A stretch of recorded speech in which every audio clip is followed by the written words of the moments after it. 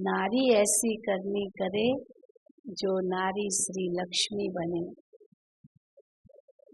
तो नर और नारी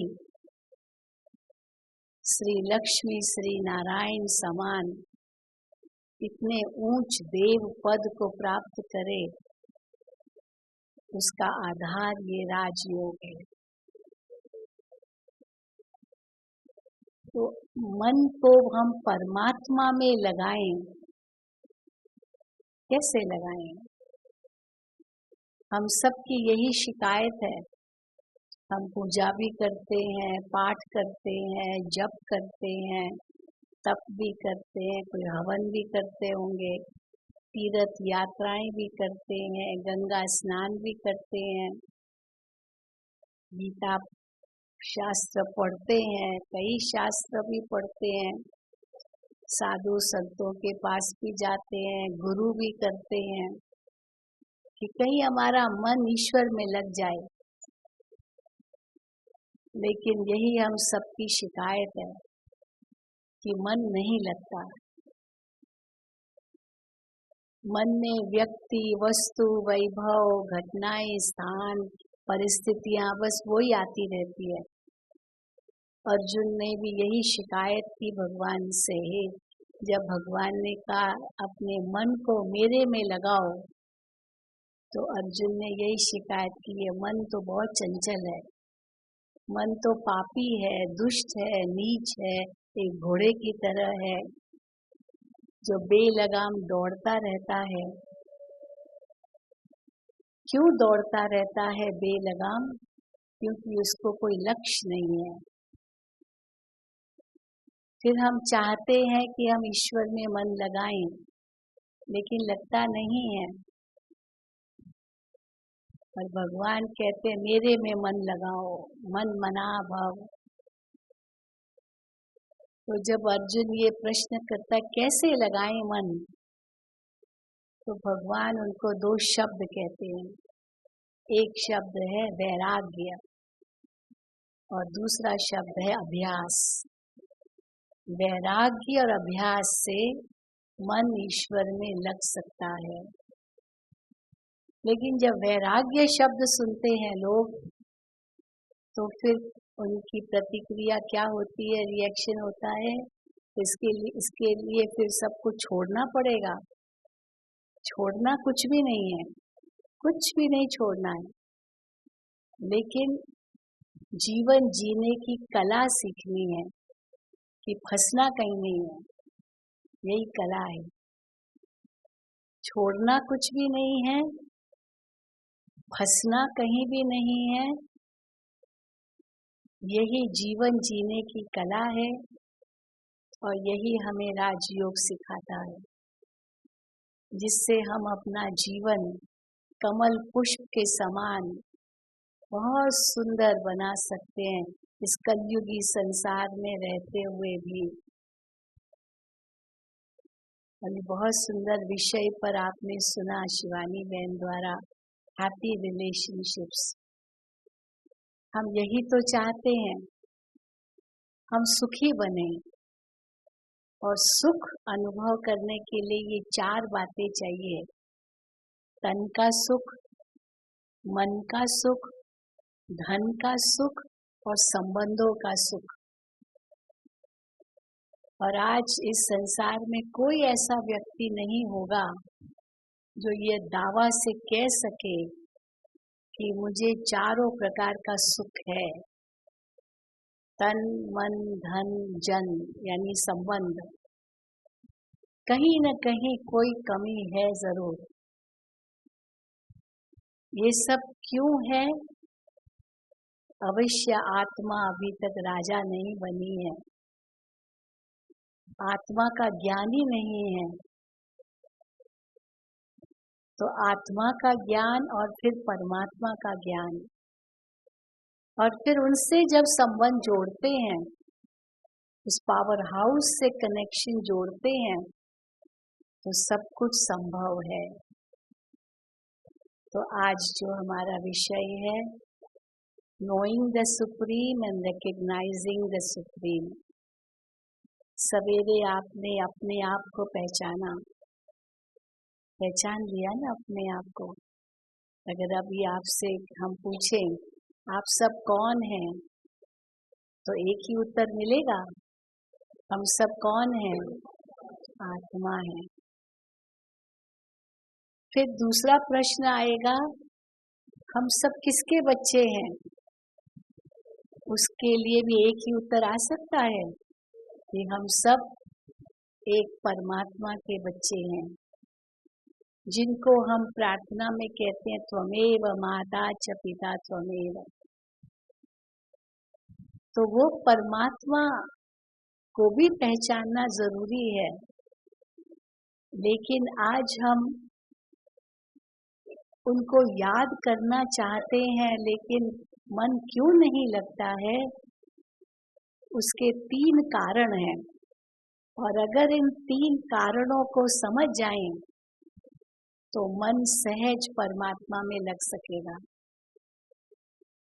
तो राजयोग इनका उत्तर देता है, वो 3 कारण भी बताता है और फिर उसका निवारण भी बताता है। पहला कारण है इग्नोरेंस ऑफ द सेल्फ। मैं कौन हूँ ये पता ही नहीं था, अब आपको पता चल गया कि आप एक आत्मा हैं। फिर दूसरा कारण है कि परमात्मा कौन है यही पता नहीं है। तो जिस परमात्मा में हम मन लगाना चाहते हैं उसका ही पता नहीं है, तो मन लगेगा कैसे? तो वो हम आपको आज पहचान देंगे, जो स्वयं परमात्मा ने अपनी पहचान हमें दी है। और उसको पहचानने के बाद हम मन परमात्मा में लगा सकेंगे। लेकिन फिर एक तीसरी डिफिकल्टी आती है, विघ्न आता है कि हम मन परमात्मा में लगाते तो हैं, लेकिन मन इतना मैला बन चुका है, काम, क्रोध, लोभ, मोह, अहंकार, ईर्ष्या, द्वेष, नफरत, वैर, दुश्मनी, हेराफेरी, बेईमानी, छल, कपट, झूठ, न जाने क्या क्या। इन सब के कारण मन इतना दूषित हो चुका है, जो उस मैले मन में ईश्वर को स्थान देना असंभव है। जैसे दूध सफेद, पवित्र, शुद्ध माना जाता है, तो उसके लिए बर्तन भी तो इतना ही शुद्ध चाहिए। अगर साफ स्वच्छ बर्तन नहीं होगा, खटाई वाला मैला होगा, तो वो दूध पीने योग्य तो नहीं होगा, वो भी फट जाएगा। तो इसीलिए तीसरा कारण है क्यों मन में हम परमात्मा को स्थान नहीं दे पाते हैं, मन क्यों भटकता है। हम कोशिश भी करते हैं मेडिटेशन करें, लेकिन फिर भी नहीं कर पाते हैं, क्योंकि मन इतना मैला है। अब इन तीनों कारणों का निवारण हमको राजयोग से मिलता है। तो हम देखेंगे, आत्मा की पहचान तो आप सबको मिल गई। आप आत्मा हो, जिसको हम सोल कहते हैं, स्पिरिट कहते हैं, साइकी कहते हैं, बहुत नामों से हम जानते हैं। और आत्मा के जो मूल गुण हैं, जो 7 मूल गुण बताए होंगे आपको, जैसे 7 कलर्स ऑफ अ रेनबो, वो हम आत्माओं के इन्नेट क्वालिटीज हैं। हर एक आत्मा में ये क्वालिटीज निहित है। इसीलिए कहा जाता है, अगर आपको शांति चाहिए तो अंदर जाओ। किसके अंदर जाओ? शरीर के अंदर जाने की बात नहीं है। शरीर को डिसेक्ट करने से शांति मिलेगी ऐसी बात नहीं है, लेकिन अंदर जाओ, अर्थात आत्मा के अंदर जाओ, आत्मा को महसूस करो। क्योंकि आत्मा अपने मूल स्वभाव में ज्ञान स्वरूप है, पवित्र स्वरूप है, शांत स्वरूप है, प्रेम स्वरूप है, सुख स्वरूप है, आनंद स्वरूप है और शक्ति स्वरूप है। ये सातों ही मूल गुण आत्मा में निहित है। They are my original qualities, innate qualities. ये इनको कहीं से लाना नहीं है। अब जब ये हमने पहचान लिया, फिर हम देखते हैं कि मैं आत्मा इस शरीर में कहाँ हूँ, क्योंकि राजा बनना है ना। मैं इंद्रियों का राजा हूँ, तो मेरा स्थान इस शरीर में कहाँ है। जैसे ड्राइवर का स्थान बिल्कुल आगे होगा और एक स्थान पर बैठकर पूरे वाहन को नियंत्रण में कर सकता है। तो आत्मा का स्थान वही है जहाँ से पूरे शरीर का नियंत्रण है। और वो बताया भ्रकुटी, ये तीसरा नेत्र का स्थान, आज्ञा चक्र। लेकिन हम आत्मा इस संसार में कहाँ से आए हैं? क्योंकि यही कहते हैं ना, ये दुनिया एक मुसाफिर खाना है, हम 2 दिन के मेहमान हैं, ईश्वर के घर से आए हैं, ईश्वर के घर जाना है। न कुछ लाए हैं, न कुछ ले जाना है। तो कहाँ से आए हैं? कई प्रकार के गीत गाए गए हैं। कहाँ है तेरी मंजिल, कहाँ है ठिकाना, मुसाफिर बता दे कहाँ तुझको जाना। तो आत्मा की मंजिल, आत्मा का ठिकाना कहाँ है? शरीर का ठिकाना तो पता है, मनुष्य मर जाता है, उनका ठिकाना कहाँ है? या तो दफना देंगे या तो अग्नि संस्कार करेंगे। यानी 5 तत्वों से ये शरीर जो आया है, उसको वापस 5 तत्वों में लौटाना है। जहाँ से जो चीज आई है उसको वापस वहीं ले जाना है, वहीं भेजना है, वहीं जाएगा। परंतु आत्मा के लिए क्या कहते हैं? भगवान के पास से आया है, भगवान ने भेजा है और भगवान के पास गया। तो शरीर इस संसार की चीज है, लेकिन आत्मा इस संसार की चीज नहीं है, वो ईश्वर की चीज है। और मैं वो आत्मा उस ईश्वर का हूँ। हम ये भूल चुके हैं, इसीलिए मन लगाने की कोशिश करते तो भी नहीं लग पाता है। इसलिए हमारा असली घर कहाँ है? 5 तत्वों से पार अखंड ज्योति का एक महतत्व है, जो छठा तत्व है। ये आकाश, वायु, अग्नि, जल, पृथ्वी, ये 5 तत्व इस साकार लोक में है। लेकिन आत्माओं का लोक इनसे पार है, जहाँ सूर्य, चंद्रमा, सितारों का प्रकाश नहीं पहुँचता। वो मेरा परम धाम है, ये भगवान के महावाक्य है। जहाँ से सृष्टि पंच पर आते हैं, जब जब संसार में अधर्म बढ़ता है, तो हम भी उसी धाम के वासी, हमारी भी वही एड्रेस है। जो हमारे पिता की एड्रेस है, वो बच्चों की भी एड्रेस होगी। और फिर हम इस संसार में आए क्यों? हम तो उस संसार में थे, इस दुनिया में थे, यहाँ क्यों आए? कई प्रश्न करते हैं, भगवान ने ये दुनिया क्यों बनाई? अगर हम इस संसार के रहवासी नहीं है, ये कुछ भी नहीं है हमारा, न लाए न ले जाएंगे, फिर भगवान ने हमको भेजा क्यों इस दुनिया में? और इससे और आगे बढ़कर प्रश्न करते हैं, फिर क्या दुखी करने लिए भेजा हमको इस दुनिया में? भगवान ने दुखी करने लिए नहीं भेजा। इस संसार में ईश्वर ने भेजा, कुछ मकसद से भेजा है, कोई लक्ष्य है। जैसे कोई एक बहुत बड़ा कलाकार हो और अपनी कला उसको प्रदर्शित करनी है, नृत्य कला हो, उसकी संगीत कला हो, गायन कला हो, कोई भी कला हो, चित्र कला हो, लेकिन उस कला को प्रदर्शित करने के लिए उसको साधन चाहिए। जब तक वो साधन नहीं मिलेगा, तब तक वो अपनी कला प्रदर्शित कैसे करेगा? तो आत्मा भी एक बहुत बड़ा कलाकार है, बहुत बड़ा कलाकार है। और क्या है उसकी कला? कर्म करना, ये उसकी कला है। लेकिन कर्म करने के लिए उसको कर्म क्षेत्र चाहिए, और उसके लिए ये सृष्टि है।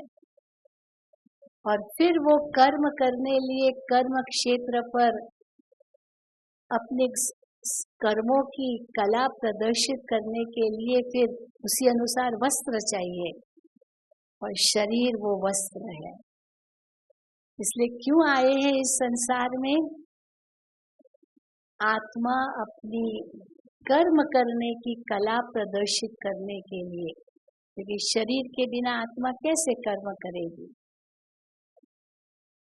तो हम क्यों आए हैं?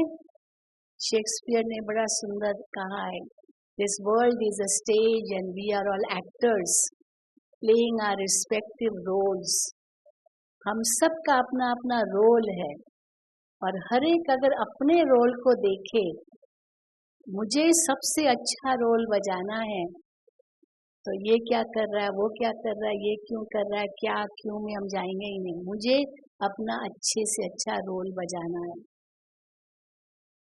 तो इसलिए हम इस सृष्टि मंच पर आए हैं। अब फिर आगे प्रश्न, फिर वो भगवान कौन है, वो कहाँ है, वो क्या करता है, क्या नहीं करता है, वो कब आता है, कैसे आता है। बहुत सारे प्रश्न है ईश्वर के बारे में, सो मेनी कंसेप्ट्स। अब वो इतने सारे जो कंसेप्ट्स है या क्वेश्चंस है, उनका उत्तर कौन देगा? परमात्मा ही देंगे। इसलिए भगवान के ही महावाक्य हैं, मैं जो हूँ, मैं जैसा हूँ, मैं अपनी पहचान खुद ही देता हूँ। मेरे बारे में मैं जो पहचान दूंगी, और मेरे जैसी पहचान और कोई नहीं मेरे बारे में दे सकता है। इसलिए परमात्मा अपनी पहचान देते हैं। पर ये तो हम सब जानते हैं कि परमात्मा एक है, वो एक है। God is one, God is truth. Truth can not be many, false can be many. सत्य तो एक ही होता है, सत्य अविनाशी होता है, सत्य परिवर्तनशील होता है, और परमात्मा को सत्य कहते हैं क्योंकि वो नित्य है, अविनाशी है, अपरिवर्तनशील है। अब उस एक सत्य परमात्मा को हम कैसे पहचानें? आज ईश्वर के बारे में इतने सारे मंतव्य है, इतने सारे कंसेप्ट्स है, जो साधारण मनुष्य बहुत मूंझ गया है। और यही उनमें प्रश्न उठता, हम किसको माने? फलाना ये कहता है, फलाना वो कहता है, फलाना वो कहता है, मैं किसको मानूं? कई कहते आत्मा ही परमात्मा है। अब मैं आत्मा हूँ, मैं ही परमात्मा हूँ, आप भी परमात्मा है, सब परमात्मा ही परमात्मा है। फिर कौन किसको याद करे, कौन दुखी? सब परमात्मा का ही नाटक चल रहा है, सब कुछ ईश्वर ही कर रहा है। अब ये तो परमात्मा के प्रति बहुत बड़ी ग्लानि हो गई। चोर भी वही तो पुलिस भी वही तो फिर उसके ऊपर केस करने वाला भी वही, फिर कोर्ट में भी वकील भी वही, जज भी वही। Is it one man show? आत्मा ही परमात्मा है, ऐसे तो हो नहीं सकता।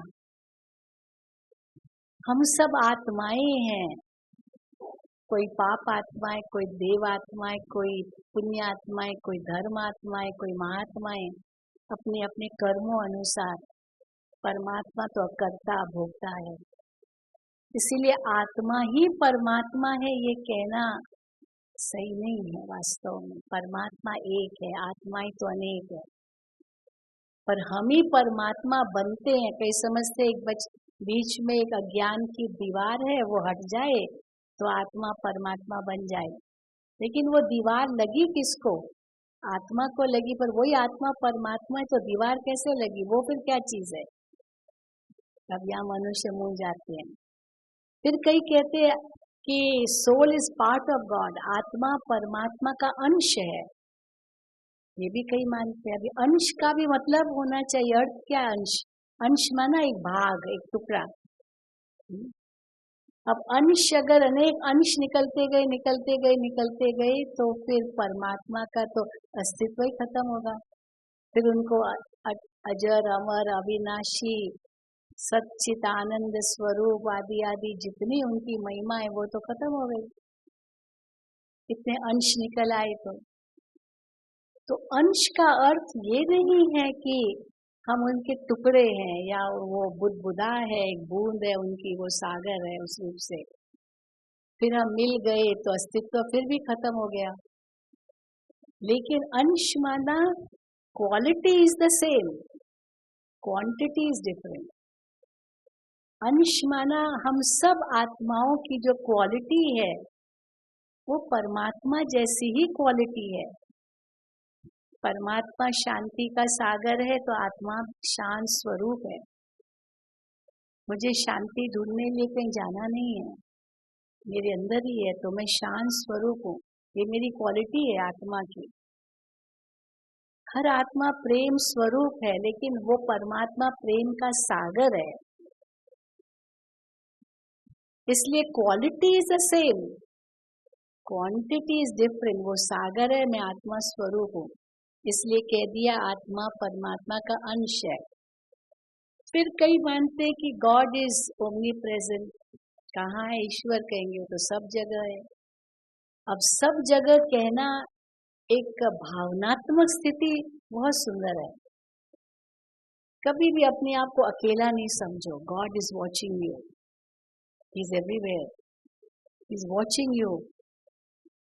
हमारे ऋषि मुनियों को ये पता था आगे चल करके घोर कलयुग आएगा, इसलिए मनुष्य बहुत पाप करेंगे, तो पाप कर्मों से डरे, भगवान देख रहा है, गॉड इज वॉचिंग यू।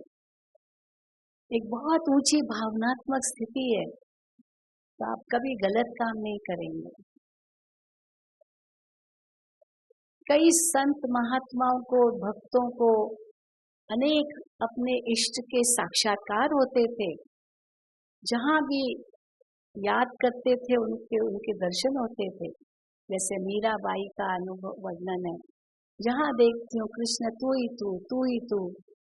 वो श्री कृष्ण को सब जगह देखती थी, तो वो सब जगह है, ये भावनात्मक स्थिति। उनका साक्षात्कार करती थी, तो कई कारण बने जिसके कारण ये सर्वव्यापकता की जो कंसेप्ट है वो फैलती गई। लेकिन फिर ये भी तो कहेंगे ना वो एक है। अगर वो सब जगह है तो उनके गुण भी सब जगह होने चाहिए, सब जगह होने चाहिए, पर वो गुण तो आज दिखाई नहीं दे रहे हैं, सब पाप आत्माएं हो गए। तो omni presence is a very beautiful feeling, वो हमेशा हम अनुभव करें, परमात्मा की छत्र छाया मेरे सिर पर है, उनकी रक्षा के अंदर हूँ, ये मैं अवश्य संकल्प करूं तो हमें बहुत शक्ति का अनुभव होगा, डर खत्म हो जाएगा, भगवान मेरे साथ है और हम पाप कर्मों से बच जाएंगे। लेकिन हम याद कहाँ करें? जैसे किसी व्यक्ति को याद करना होता है या उनसे समझो हम फोन पर बात कर रहे होते हैं, तो पहले ज़माने में तो घर का फ़ोन अलग था, ऑफिस का अलग था, दुकान का अलग था, तो अलग अलग था और पता होता था वो कहाँ से बात कर रहे हैं। अभी तो मोबाइल आ गया है, तो सबसे पहला प्रश्न यही पूछते हैं ना जब वो मोबाइल पर बात करते हैं, आप अभी कहाँ हो, वेयर आर यू नाउ? या वो खुद ही कह देगा sorry I am not available क्योंकि मैं माउंट आबू में हूँ, पहले ही खुद ही बता देगा। कहाँ भी है उनको ढूंढ निकालेंगे, मोबाइल तो अपने हाथ में है। तो कहाँ हो? तो भगवान कहाँ है? क्योंकि मन को उसमें लगाना है, क्योंकि जब कहाँ है पता चलता है तो हम एक ये कंसेप्ट तैयार कर सकते, विजुअलाइजेशन कर सकते हैं कि वो कहाँ है। उस अनुसार हम उसको देख सकते हैं, विजुलाइज कर सकते हैं। तो इसलिए omnipresence is a very beautiful feeling, no doubt, परंतु उसको हमें समझना है। फिर कई कहते हैं तो परमात्मा तो 7वें आसमान में रहता है, he dwells in the 7th heaven. अब वो 7th हेवन फिर कौन सा है, फिर 6 हेवन्स कौन से हैं, 7 नर्क बताते हैं, 7 स्वर्ग, कई कई रिलीजन्स में ये बात है। तो मनुष्य इतने मूझ गए हैं जो उनको समझ में नहीं आता है कि आखिर ईश्वर है कौन। तो 7th हेवन है या इन एवरीवन हार्ट है, अपने दिल में है, ये भी समझ लेते हैं। अब दिल में है तो आप तो कई हार्ट सर्जन्स होंगे, आप लोग बाईपास सर्जरी भी करते होंगे। तो भावनात्मक स्थिति से तो भगवान हमारे दिल में है, तो क्या ईश्वर की भी सर्जरी कर लेते हैं? वो तो दिल में बैठा है। तो दिल और आंखें, ये 2 भावना के स्थान है। जिसी से बहुत प्यार होता है तो उसके लिए क्या कहेंगे, जैसे माँ अपने बच्चे के लिए क्या कहेगी, मेरा बेटा तो मेरी आँखों का तारा है। आँखों में तारा है तो मानो वो आँख से दिखाई देता है, वो तारा, उसके बिना मेरा संसार अंधेरा है। या तो कहेंगे ये तो मेरे दिल का टुकड़ा है। तो दिल का टुकड़ा या आँखों का तारा, ये सब मुहावरे हैं। They are they have a beautiful meaning which is filled with love. लेकिन कंसेप्ट जो है कि ईश्वर कहाँ है, मुझे वहाँ जाना है, हम भगवान के घर से आए हैं, वहाँ हमें जाना है, वो कंसेप्ट के अनुसार परमात्मा कहाँ है। जब ऊपर देखते हैं फिर कहेंगे छोड़ भी दे आकाश सिंहासन, इस धरती पर आ जाओ, हे भगवान आ जाओ इस धरती पर, अवतार लो, ये भी कहते हैं। तो आखिर ईश्वर कहाँ है? फिर कई ये कहते हैं नेचर इज गॉड, बाकी ईश्वर और कोई चीज नहीं है, नेचर इज गॉड, ये प्रकृति ईश्वर है। ये कुछ जो भी आप देख रहे हो, पहाड़, नदियाँ, सागर, पेड़ पौधे, यही ईश्वर है और कुछ नहीं है। भारत की संस्कृति में तो प्रकृति को बहुत मानते हैं, बहुत पूजते हैं, कितने जानवरों को पूजते, बहुत कुछ पूजते हैं ना उनको। तो नेचर को ही गॉड समझ लिया, लेकिन यही नेचर प्राकृतिक आपदाएं लाती है, कैलामिटीज ला करके कितना नुकसान हो जाता है इस नेचर के द्वारा ही। तो नेचर ही अगर ईश्वर है तो फिर ये दुख नेचर से अभी मिल रहा है ना, फिर ईश्वर फिर कौन है? फिर कई कहते हैं ईश्वर का तो न नाम है न रूप है, नेमलेस, फॉर्मलेस, टेस्टलेस, लेस कर देते हैं। और फिर कह देते हैं कि जो बाकी बचे ना वो ईश्वर है, सब लेस करते जाओ तो जो बाकी बचे वो ईश्वर है। व्हाट डज दैट मीन, बाकी बचे जो ईश्वर है? आपको नाक पकड़नी है तो सीधा पकड़ो ना, वो घुमा घुमा करके पकड़ने की क्या जरूरत है, नाक तो आपके सामने है। तो बाकी बचे, बाकी सब नेमलेस, फॉर्मलेस, टेस्टलेस, लेस कर दिया, निकालते गए, बाकी क्या बचा? तो हम कहते हैं नेमलेस फॉर्मलेस नहीं है, उनका नेम और फॉर्म भी है, लेकिन वो प्राकृतिक नहीं है, इट्स नॉट फिजिकल। फिजिकल के ऊपर भी कुछ मेटाफिजिकल है, उसको हमने समझा नहीं तो हमने कह दिया नेमलेस एंड फॉर्मलेस। अब फिर कई कहते हैं कि all are forms of God, फिर ये दूसरा कंसेप्ट, सब ईश्वर के ही रूप है। अब सब ईश्वर के रूप है तो फिर ये संसार कैसे चल रहा है? फिर कई कहते हैं कि देयर इज नो गॉड, जब समझ में नहीं आता है ना तो कहेंगे देयर इज नो गॉड, भगवान है ही नहीं। कितने नास्तिक है इस दुनिया में। इसीलिए आजकल जब सेंसर लेते हैं ना, सेंसस लेते हैं तो उसमें धर्म भी लिखना पड़ता है, लेकिन एक कॉलम ये भी बना दिए, कोई भी धर्म को नहीं मानते, किसी गॉड को नहीं मानते, नास्तिक। तो देखा गया है कि ईश्वर के बारे में आज इतनी मान्यताएं हैं, परंतु हम अगर ईश्वर तक पहुंचना चाहते हैं, उनको समझना चाहते हैं, तो कुछ ऐसी बातें हैं जो सार्वभौमिक सत्य है।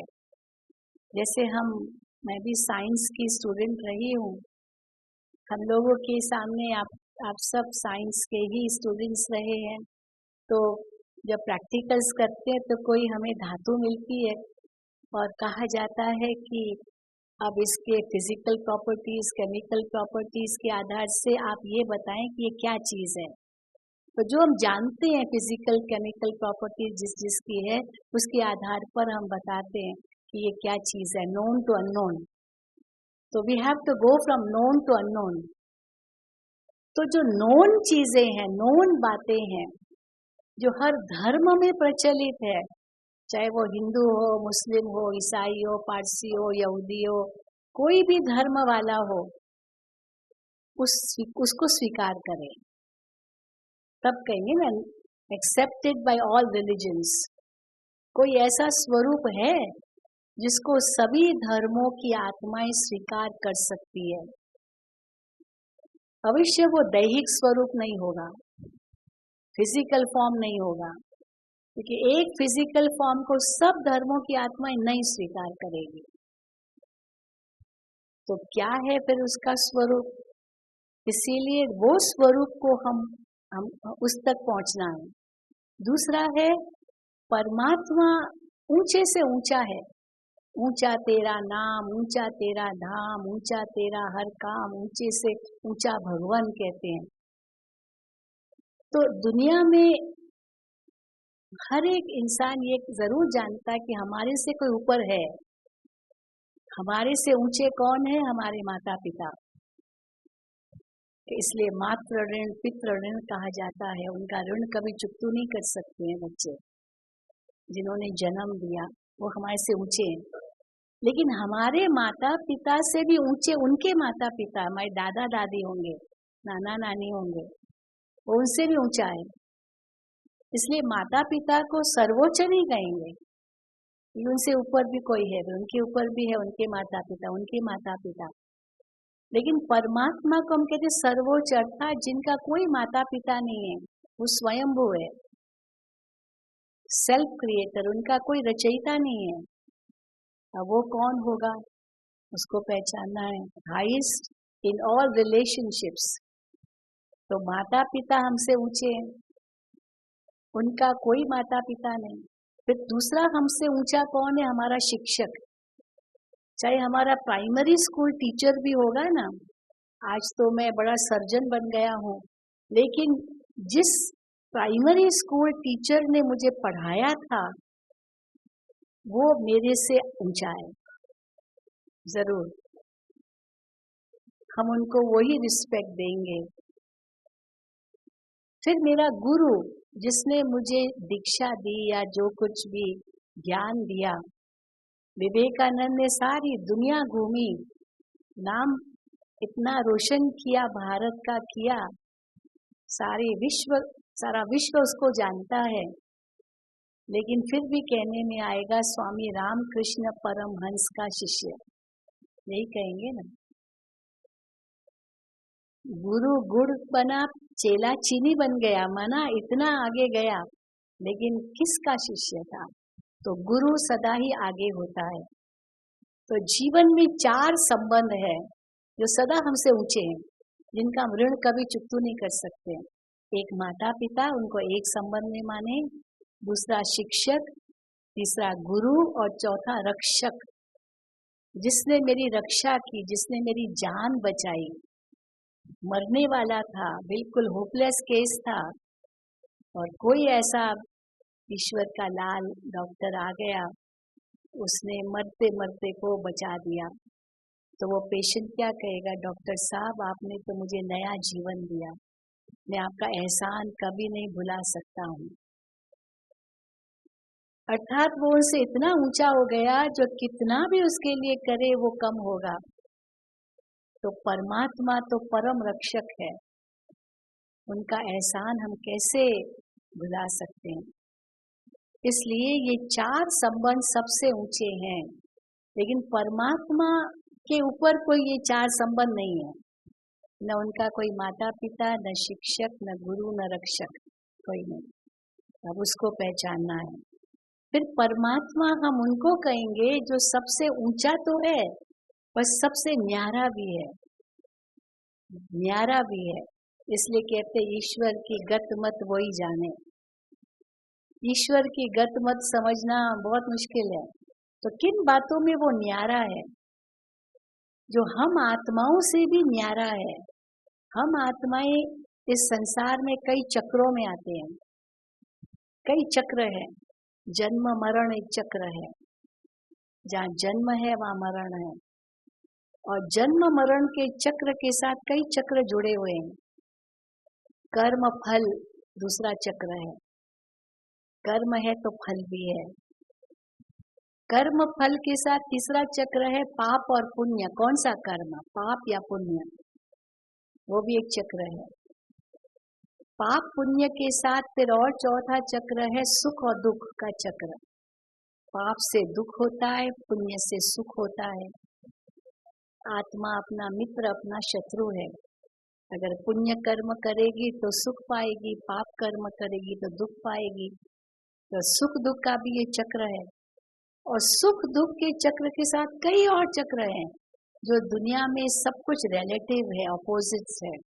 रिलेटिविटी है ना, मान अपमान निंदा स्तुति जय पराजय, ये सब रिलेटिव है, बड़ा छोटा। परमात्मा इन सब से न्यारा है। इसलिए अकर्ता भोक्ता सोचता सब ये अशब्द आ जाता है उनके सामने। That means unique and absolute.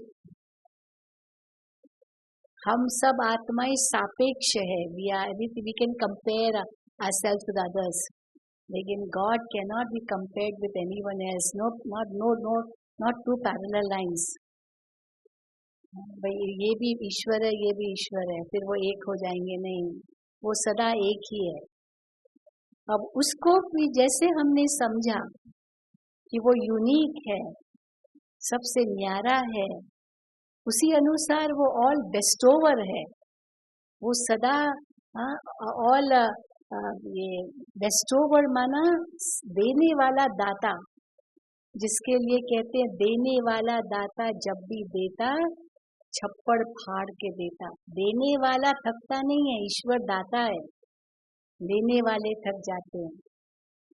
अब उसके बाद फिर आता है वो ओमनी पोटेंट है, फिर ओमनीशेंट है। ओमनी पोटेंट माना सर्वशक्तिवान है, सर्वशक्तिवान और ज्ञान का सागर है, ओमनीशिएंट है। ईश्वर सब कुछ जानता है। हम आत्माएं न सर्वशक्तिवान है न सब सर्व का ज्ञाता है। हम तो इतने अल्पज्ञ हैं कि एक यहाँ रस्सी होगी और हम समझेंगे ये सांप है, होता है ना। वर्तमान में भी हम कितने अनभिज्ञ है, we don't understand many things. परमात्मा तो वर्तमान तो क्या भूत और भविष्य तीनों ही काल भगवान के लिए इतने स्पष्ट है जैसे ये वर्तमान काल स्पष्ट है। अब वो कौन हो सकता है? कोई देहधारी मनुष्य तो हो ही नहीं सकता है, कोई धर्म पिता भी नहीं हो सकता है। किसी भी धर्म पिता ने ये नहीं कहा मैं भगवान हूँ, कभी नहीं कहा। जीसस क्राइस्ट ने फादर को याद किया, खास जब उसको सूली पर चढ़ाया जा रहा था तब उसने क्या कहा? Oh father forgive them for their doings, they don't know what they are doing, forgive them. तो किस फादर को जीसस क्राइस्ट ने याद किया?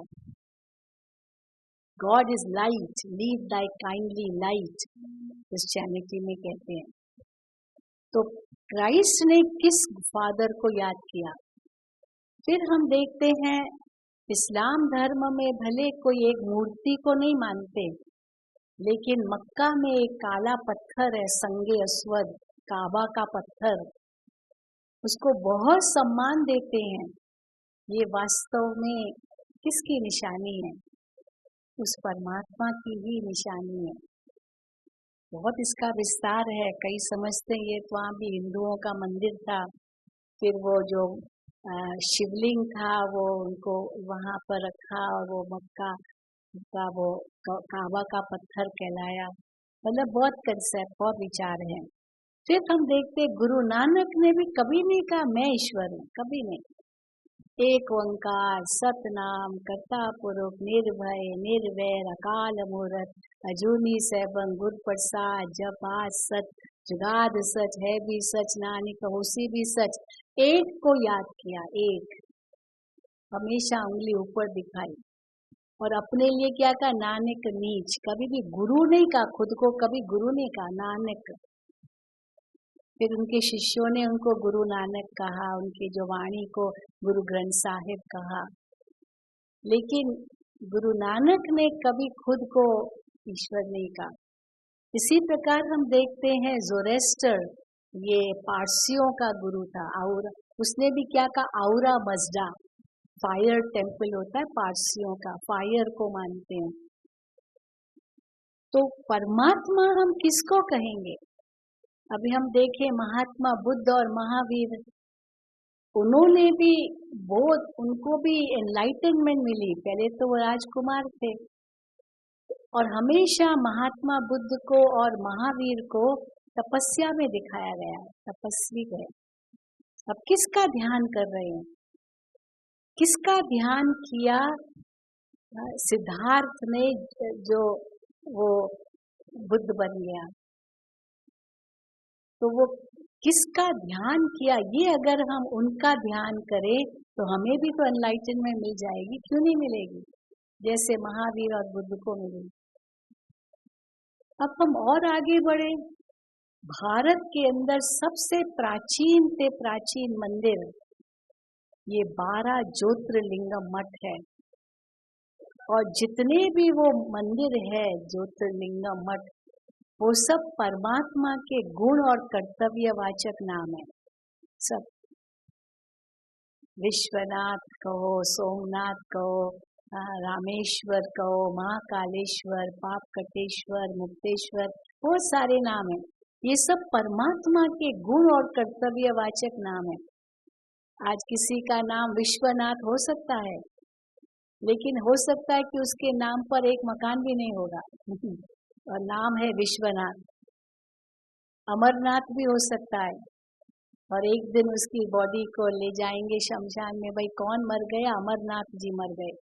तो अमरनाथ मरता है क्या? वो तो अमरनाथ है। यानी मनुष्यों के जो नाम है वो संज्ञावाचक है। किसी का नाम शांति होगा पर सारा दिन लड़ती रहती होगी नाम शांति है। वो प्रेरणा हम लेवे, इसीलिए कई बार हम बच्चों से पूछते हैं आपका नाम क्या है, तो कितने सुंदर सुंदर नाम बताते हैं। फिर हम कहते इतना सुंदर नाम है तो गुण भी तो ऐसा होना चाहिए ना, तभी तो वो सुंदर सुंदर नाम रखते हैं। तो जैसा नाम वैसा गुण, पर वो कहाँ मिलता है? लेकिन परमात्मा का नाम गुणवाचक और कर्तव्यवाचक है। वो कर्तव्य किए हैं परमात्मा ने, अब उनको हम पहचानेंगे। अमरनाथ यात्रा पर जाते हैं, कहते वहाँ स्वयंभू है, स्वयं बूंद बूंद गिरती है और वो शिवलिंग बन जाता है, उनका दर्शन करने जाते हैं। तो अमरनाथ हम किसको कहेंगे? जो सदा अमर है। पर ये सब यादगार है, अवश्य ये इनकी प्रतिमा है। पशुपतिनाथ भी है नेपाल में, बहुत बड़ा मंदिर है। पशु तुल्य को भी श्रेष्ठ बनाने वाला नाथ है। तो ये सब परमात्मा के जो गुण कर्तव्यवाचक नाम है, इनको हमें समझना है और उस अनुसार उनके स्वरूप को पहचानना है। सोमनाथ मंदिर दिखाते, कितना सुंदर सोमनाथ मंदिर था, जो मोहम्मद गजनवी ने 17 बार ऊंट भर करके सब हीरे मोती सब वहां से लेके गया। तो जिसने बनाया होगा कितना धनवान होगा। सोमनाथ है वो ही ज्योतिर्लिंगम। और जब शिवलिंग कहते हैं तो फिर कई लोग इसका बहुत उल्टा अर्थ लेते हैं।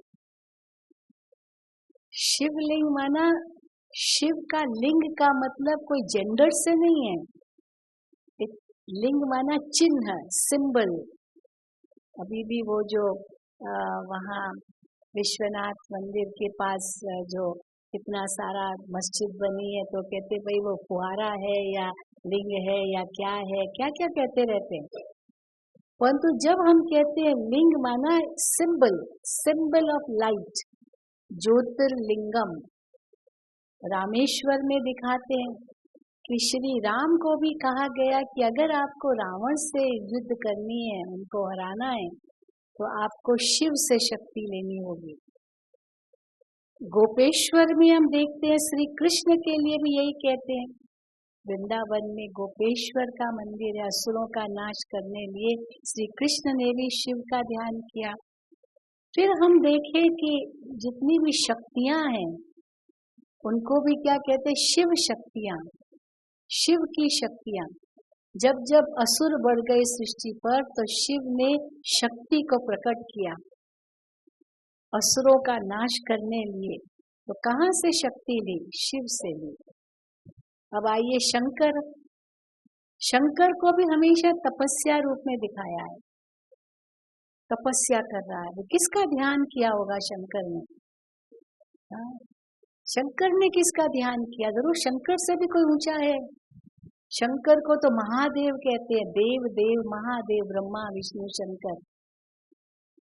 तो पर महादेव से भी ऊपर देवों का देव, जो तीनों का ही रचयिता है,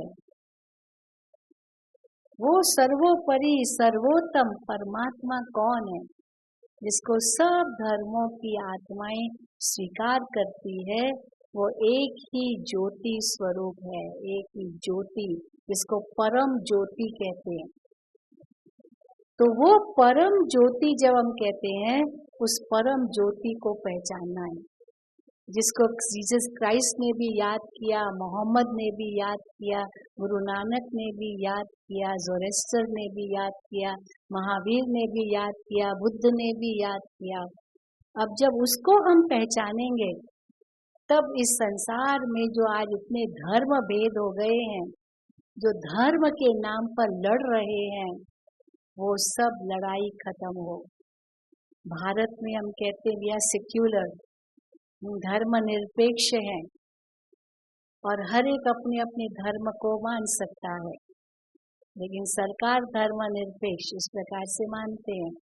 लेकिन धर्म निरपेक्ष का अर्थ ये नहीं है कि केवल हर एक अपना अपना धर्म पालन करे, ठीक है, छुट्टी है।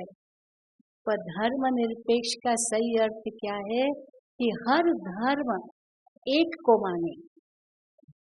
हिंदू, मुस्लिम, सिख, ईसाई, हम सब भाई भाई कहते हैं, और भाई भाई का मतलब पिता एक है। भाई भाई तब होंगे जब पिता एक हो ना। तो वो एक पिता कौन है जिसको हम पहचाने, जिसको कैसे क्रिश्चियंस ने माना गॉड इज लाइट, इसी प्रकार कैसे one God remembered as light by Muslims. Muhammad ने कभी नहीं कहा मैं अल्लाह हूँ, मैं अल्लाह का पैगंबर हूँ।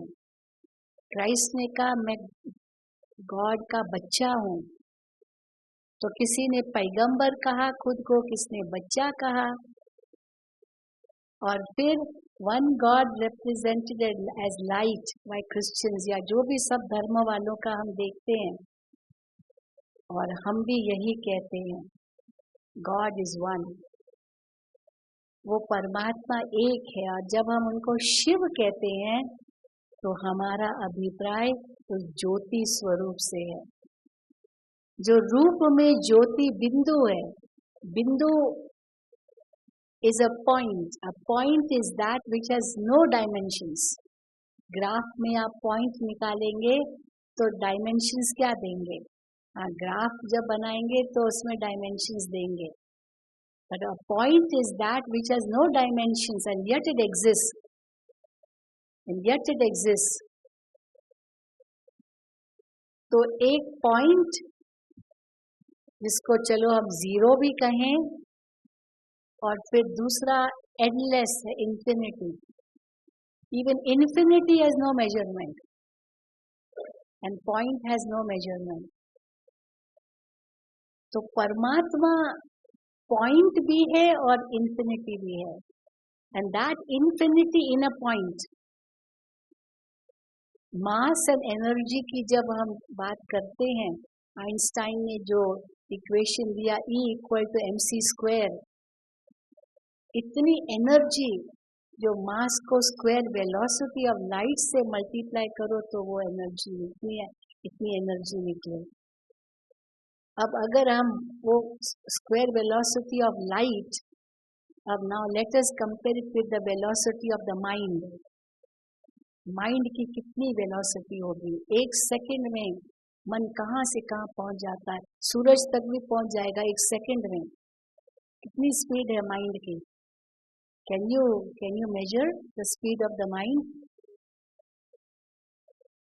अब उस स्पीड से मल्टीप्लाई कीजिए E=mc², the speed of the mind, और उसका भी स्क्वायर और उसका मास।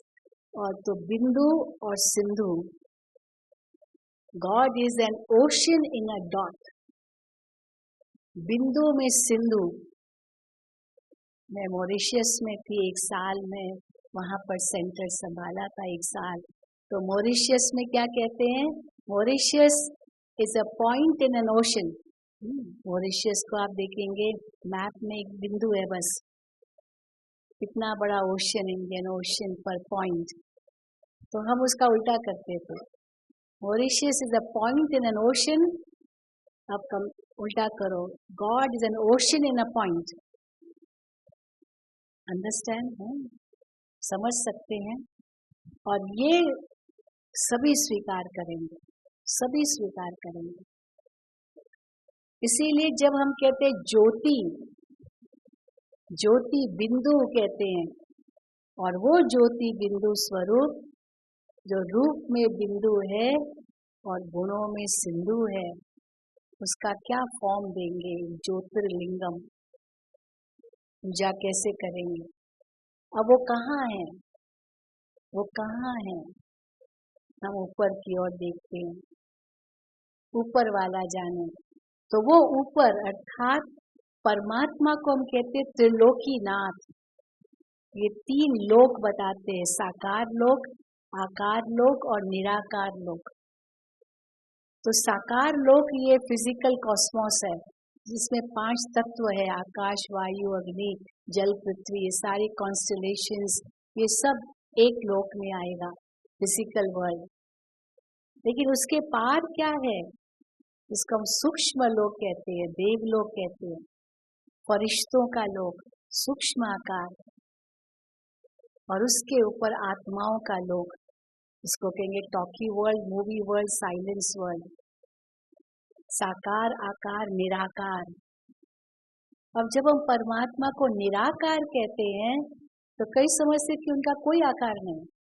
हम कहते निराकार का मतलब ये नहीं कि कोई आकार नहीं, लेकिन निराकार का मतलब उनका कोई साकारी स्वरूप नहीं है, साकारी स्वरूप नहीं है, इसलिए निराकार। फिर उनको निर्गुण भी कहते हैं, निर्गुण, निरंजन, निराकार। तो निर्गुण का फिर कई अर्थ लेते हैं, ये नहीं, वो नहीं, वो नहीं, नेमलेस, फेमलेस। लेकिन निर्गुण का मतलब है कि परमात्मा के जो गुण है वो प्राकृतिक गुण नहीं है। प्रकृति के बहुत गुण हैं, हम पीरियोडिक टेबल निकालते हैं ना, प्रकृति के ये सारे गुण हैं। लेकिन निर्गुण माना ईश्वर के वो गुण जो प्रकृति से नहीं जुड़े हुए हैं। प्रकृति के अंदर जो अनेक गुण है उनको 3 गुणों में डिवाइड कर सकते हैं, सतोगुण, रजोगुण, तमोगुण। सतो, रजो, तमो, ये 3 गुणों में प्रकृति विचरण करती है, और परमात्मा इन तीनों गुणों से पार है।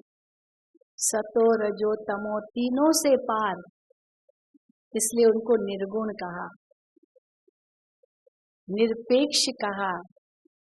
रिलेटिव नहीं है, हम सापेक्ष है इस दुनिया में। तो इसलिए निर्गुण, निरंजन, निराकार। निरंजन means no effect of this nature, इसीलिए इन सब चक्रों से पार। अब उस परमात्मा को हम उसी धाम में याद करेंगे जिसको शांति धाम, मुक्ति धाम, परम धाम, निर्वाण धाम, परलोक, इन सब नामों से जाना जाता है। परलोक सिधारा कहते हैं, मुक्ति को पाया, मोक्ष को पाया, निर्वाण को पाया। ये जो भी शब्द है वास्तव में ये उसी धाम के ही सूचक है। और हम सब आत्माएं वहीं से आई है, वहाँ ही वापस जाना है। भगवान के घर से आए हैं, भगवान के घर जाना है। अब जब परमधाम का हमें परिचय मिला तो हम कहते हैं उसी ज्योति स्वरूप का यादगार ज्योतिर्लिंगम शिवलिंग के नाम से पूजा जाता है। तो आप जब शिव के मंदिर में जाएंगे, आप यही याद रखना, ये परमात्मा का यादगार है, ये ज्योति स्वरूप का यादगार है। और वो शिव परमात्मा अब इस सृष्टि रंगमंच पर अपना कार्य कर रहे हैं। कई कहते कल की अवतार कहाँ है, कहाँ अवतार लेंगे। हम कहते परमात्मा इस सृष्टि परिवर्तन का कार्य कर रहे हैं। अभी वही अधर्म का समय जो महाभारत में अधर्म की निशानियां बताई है, वो सब अभी मौजूद है। अभी ये गीता का भगवान, इस विषय पर हमारी बहुत बड़ी कॉन्फ्रेंस आज से शुरू हुई है।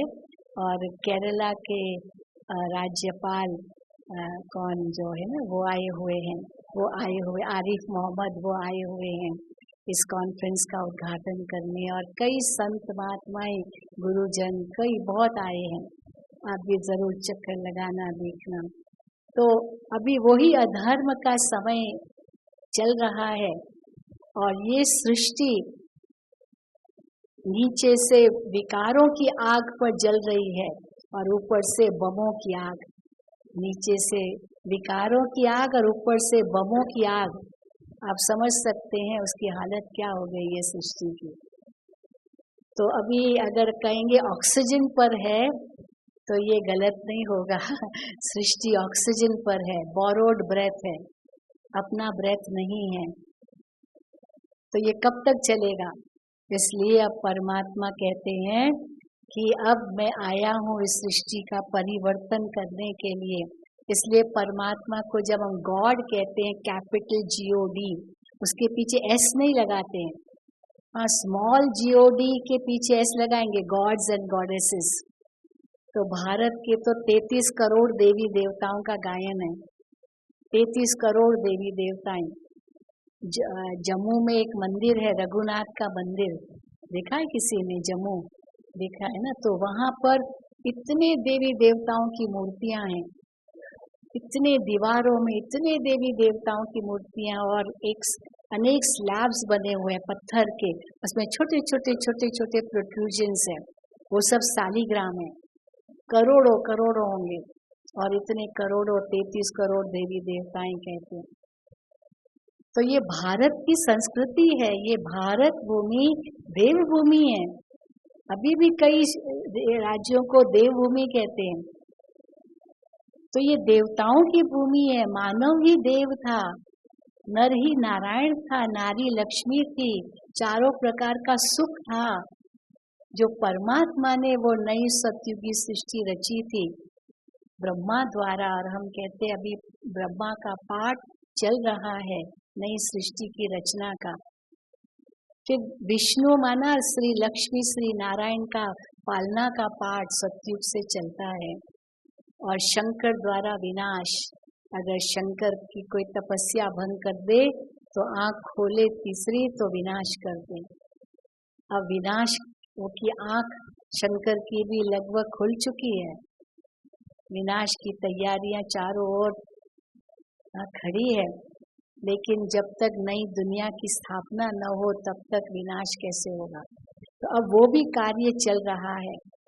इसलिए इस अंतर को भी हमें समझना है कि हम किसको याद करते हैं। हम उस शिव निराकार ज्योति स्वरूप को याद करते हैं और उसी को मेडिटेशन कहते हैं। आत्मा समझकर परमात्मा से सर्व संबंध जोड़ना। हैप्पी रिलेशनशिप्स की बात आपने शिवानी बहन से सुनी। अब वो हैप्पी रिलेशनशिप में जैसे सोने में सुहागा भरते हैं ना, जिससे बहुत सुंदर जेवर तैयार हो जाता है, तो ये हैप्पी रिलेशनशिप्स में अगर ईश्वर को साथ में जोड़ दिया तो केवल आपका घर ही स्वर्ग नहीं बन जाएगा, सारा संसार स्वर्ग बन जाएगा, मैं गारंटी करती हूँ। बिल्कुल बिल्कुल हो जाएगा। हाँ ताली बजाओ, बिल्कुल हो सकता है। लेकिन आज हम उस एक परमात्मा को भूल चुके हैं और ढूंढ रहे हैं। अब परमात्मा कहते हैं ढूंढने की जरूरत नहीं है। तो गॉड ने, परमात्मा ने अपनी पहचान दी है, मैं कौन हूँ। जब हम कहते शिव बाबा, तो हम शिव बाबा किसको कहते हैं? उसी निराकार ज्योति स्वरूप को। और ब्रह्मा बाबा जो ईश्वरीय विश्वविद्यालय के स्थापक हैं, वो हमारे अलौकिक पिता हैं। लेकिन आत्मा के पिता वो पारलौकिक पिता है, शिव बाबा। और वो भी ज्योति बिंदु स्वरूप है, रूप में बिंदु, गुणों में सिंधु। तो जब परिचय दिया जाता है तो यही परिचय होता है। उनका नाम क्या है, स्टैटिस्टिक्स, फिजिकल स्टैटिस्टिक्स होती है, फिर उनकी एड्रेस क्या है, फिर उनके गुण क्या है, और उनके कर्तव्य क्या है, व्यवसाय क्या है, ऑक्यूपेशन, ये सब परिचय में आता है। अब परमात्मा का भी परिचय हमें मिल गया कि परमात्मा कौन है। और जब परिचय हमें मिल गया तो उनसे मन जोड़ना मुश्किल नहीं है। अब कैसे जोड़ेंगे मन? मन को उनसे जोड़ने के लिए हमें और कुछ करना नहीं है। हमारी बैठक सिंपल हो, हमें कोई आसन लगाने की भी जरूरत नहीं है। हम कहते, कोई कहते पद्मासन पर बैठो, हम कहते पद्मासन पर कैसे बैठेंगे? पद्मासन तो सब कर भी नहीं सकेंगे, पर पद्म जैसा जीवन बना सकते हैं।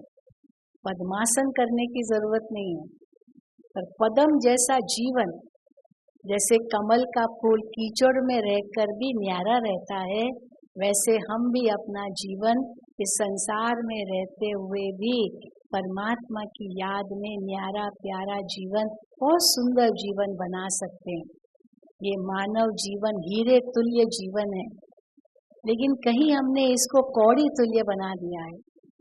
तो फिर से हीरे तुल्य बन जाए अगर उस परमात्मा की सही याद हो तो पद्मासन करके बैठने की जरूरत नहीं है। कई कहते शीर्षासन करते, हम कहते उसकी भी जरूरत नहीं है।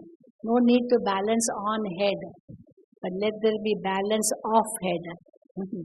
No need on head but off head. A balanced mind, very important. और वो जब बैलेंस्ड माइंड होगा तब हमारा मन परमात्मा में सहज लग सकेगा। जैसे एक तराजू होती है, उसमें एक कांटा होता है, वो ऊपर की तरफ हो और रॉड हॉरिजॉन्टल हो, बैलेंस हो, और नीचे जो पलड़े हैं उसमें वजन बताया जाता है। तो जीवन में हम किसको वजन दें? वैल्यूज को वजन दें। और अगर वैल्यूज को वजन दिया, अनबायस्ड रहे, बैलेंस लाइफ रही और मन ईश्वर की तरफ है, तो हाथों से तो हम काम करेंगे, लेकिन मन ईश्वर की तरफ, जिसको कहते हैं कर कार दे दिल यार दे। हाथों से काम कर रहे हैं पर मन परमात्मा की तरफ है, और उसको हम कहते हैं कर्म योग। कर्म योग की बहुत बड़ी परिभाषा है। व्हाट इज कर्म योग? कर्म योग का मतलब केवल इतना ही नहीं है कि I am just dedicated to my karma और माय ऑक्यूपेशन, बट कर्म योग मीन्स कर्म करते हुए मन ईश्वर की तरफ। और बहुत सुंदर गीता में आता है श्लोक, कर्मणे वाधिका रस्ते मां फलेषु कदाचन। कर्म पर आपका पूरा अधिकार है, you are the master of your actions. पर फल की चिंता मत करो, आप कर्म अच्छे करो, कर्म श्रेष्ठ करो, अच्छे से अच्छा करो, फल देने वाला बैठा है, आपको चिंता करने की जरूरत नहीं। फल सोच करके कर्म मत करो, फल उन पर छोड़ दो, उसको कहेंगे कर्म योग। कर्म हाथों से करो, परमात्मा की याद में करो, और अगर सफलता मिली तो श्रेय उनको दो, शक्ति उनकी थी। डॉक्टर्स यही तो कहते ना, I only treat but God cures, I just treat. हम ट्रीट तो करेंगे, आज ये भी आपको बताया कि what's the difference between treating and healing. Healing में बहुत अंतर है, हीलिंग विद गॉड्स लव। तो I treat but God cures, और वो क्योर कैसे होगा जब उनकी याद में रहेंगे, और बहुत चमत्कार हो जाते हैं, बहुत अनुभव है। तो चलिए अभी हम 10 मिनट उसी परमात्मा की याद में बैठेंगे और अनुभव करेंगे। हम इसको कहते हैं मैं कौन मेरा कौन। हम ओम शांति आपसे कहलवाया, 3 बार कहलवाया। तो ओम शांति 3 बार क्यों कहते हैं? ओम शांति शांति शांति 3 बार कहने का बड़ा अर्थ है। कई अर्थ देते हैं, लेकिन हम जिस अर्थ से कहते हैं, ओम शब्द में 3 अक्षर है, अ उ और म। अ उ म। ओम माना that is me, that is me, ये एक मीनिंग है ओम की, मैं वही हूँ। ओम, तो मैं वही हूँ। कौन हूँ मैं? आत्मा। और फिर शांति, मैं वही हूँ जिसका मूल स्वभाव शांति है। फिर दूसरी बात शांति, मैं वही हूँ जिसका पिता शांति का सागर है। फिर तीसरी बार शांति, मैं वही हूँ जो शांति धाम का रहने वाला हूँ। मैं शांत स्वरूप आत्मा, शांति के सागर परमात्मा की संतान और शांति धाम का वासी। तो जिसका स्वयं का स्वभाव शांति है, जिसका पिता शांति का सागर है, जिसका धाम शांति का धाम है, वो कभी भी अशांत नहीं हो सकता है। तो कभी भी मन अशांत हो जाए ना, याद करो मैं कौन, मेरा कौन, मैं कहाँ से आया हूँ, और 1 सेकंड में आपको शांति का अनुभव होगा। तो हम कहते शांति हमसे कितनी दूर है? ओनली 1 थॉट अवे, केवल एक सोच की दूरी पर है, और वो सोच है ओम शांति शांति शांति।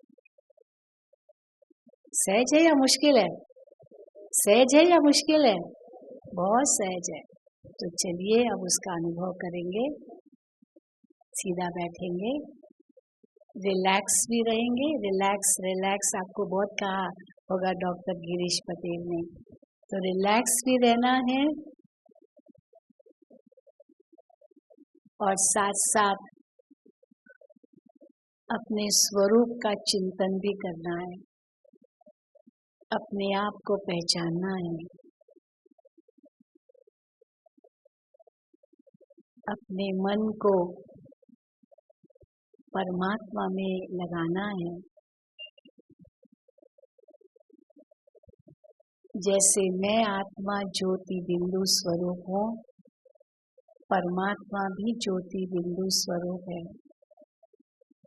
बहुत बड़ी सिमिलैरिटी है, एक जैसा स्वरूप, पर वो परम आत्मा है, ऊंचे से ऊंची आत्मा। मैं आत्मा शांत स्वरूप हूँ, मेरे पिता परमात्मा शांति के सागर हैं। उस शांति के सागर पिता की मैं संतान हूँ, शांत स्वरूप आत्मा हूँ। मैं शांति धाम का वासी हूँ, मेरे पिता परमात्मा भी शांति धाम के वासी हैं। एक ही घर है। अब यही 3 संकल्प मन में दोहराए। मैं कौन, मैं किसका और मैं कहाँ का।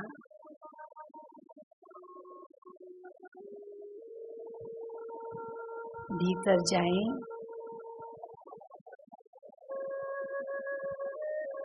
आत्मा भ्रकुटी सिंहासन पर विराजमान हो जाए। अपने आप को भ्रकुटी के मध्य चमकता हुआ सितारा महसूस करें।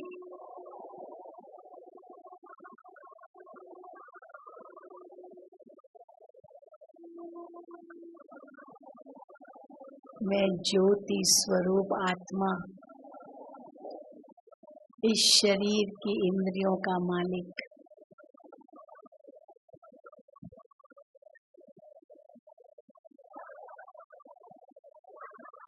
ये शरीर मुझसे अलग है, ये मेरा वस्त्र है।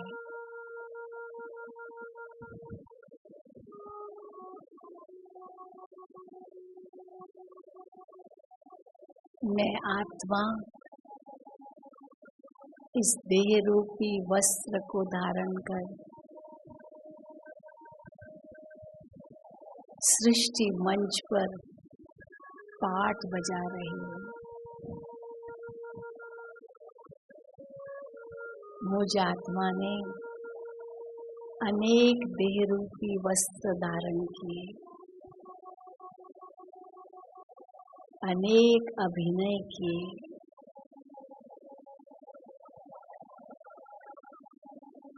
अब इस वस्त्र से परे, पांच तत्वों से पार, मन और बुद्धि से मैं आत्मा पांच तत्वों से पार शांति धाम जा रही हूँ।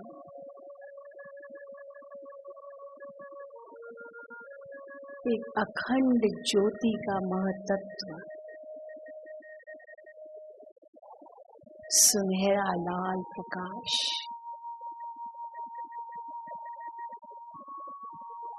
उस बेहद धाम में जहाँ चारों ओर शांति ही शांति है।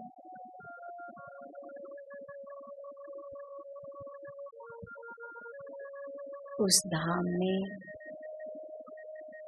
मैं आत्मा अपने मन बुद्धि रूपी नेत्र से परमात्मा को देखूं।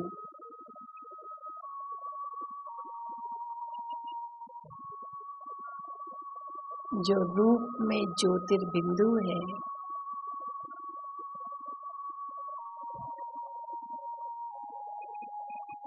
और गुणों में सिंधु के समान बेहद है, बेअंत है, जिनकी अनंत शक्तियां हैं, अनंत गुण हैं,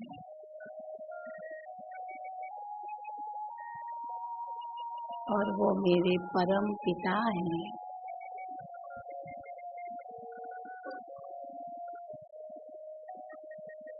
वो शांति के सागर हैं,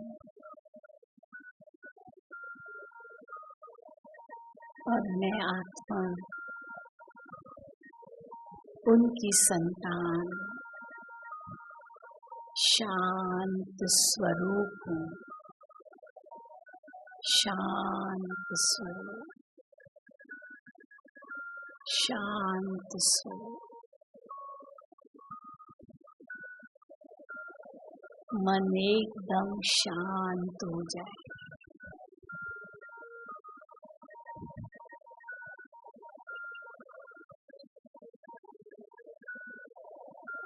शांति की शक्ति स्वयं में महसूस करें।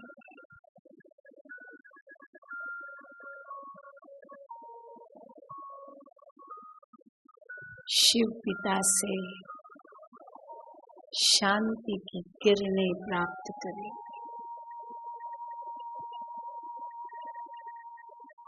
वो शांति का परम स्रोत है। उनसे शांति की किरणें लेकर मैं आत्मा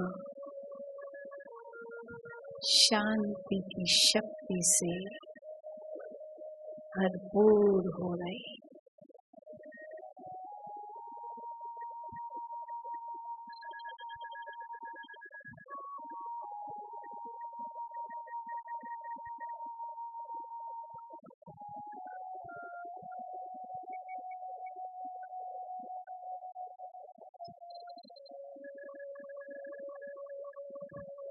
मन एकदम शांत,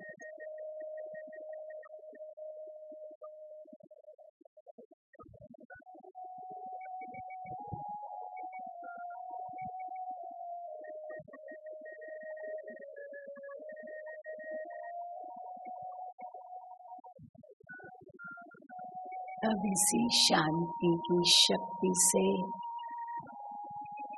भरपूर होकर धीरे धीरे वापस लौटे कर्म क्षेत्र पर। शरीर रूपी वस्त्र में प्रकृति के बीच में विराजमान हो जाए।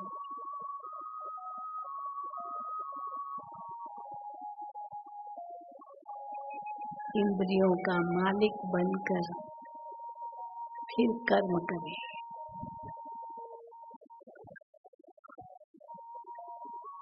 तो उसी शांति से जो भी कर्म होंगे वो कर्म श्रेष्ठ होंगे, सुखदायी होंगे, औरों को भी शांति प्रदान करेंगे।